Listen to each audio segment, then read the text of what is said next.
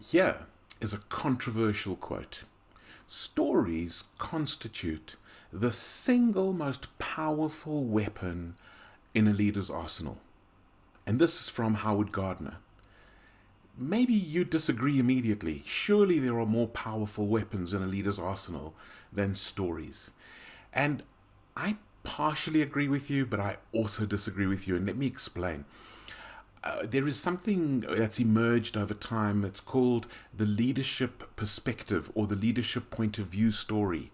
And you'll find a variety of things. For example, Ken Blanchard Companies talks about the leadership point of view. Brene Brown talks about courage is to tell the story of who you are with your whole heart. And so storytelling could be a really interesting thing, but I guess it depends on how. Is it just analogy? Maybe that's one thing that can make a big difference. But I want to get into this leadership perspective thing. I was once doing an exercise with this with some senior managers, believe it or not, in Sudan. And we were working through this, and we spent a week preparing them that they would tell their leadership story at the end and the last day, the last morning of the 4-day or 5-day training.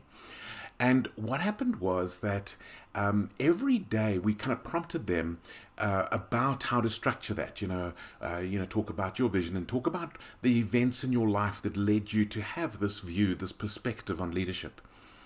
And by far, the biggest struggle wasn't coming up with the events; it was being able to share them. The vulnerability required was significant. And so we did various demonstrations as we went through the week. We told stories about being vulnerable, and we pointed out things in videos.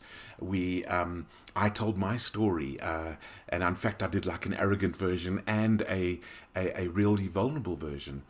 And as it turned out, they managed to tell their stories properly at the end.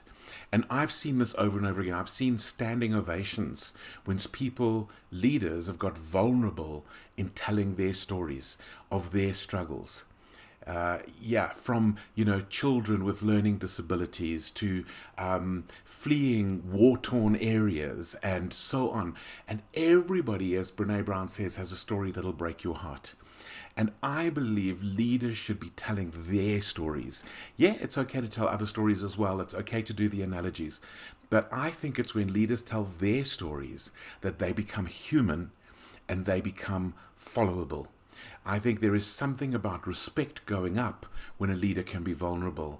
And so I'm going to ask you, what stories are you telling? Are you telling your people, your team, your family, the people that you lead and influence? What stories are you telling? Are you telling your story of who you really are that will connect your people to you and have them follow you better?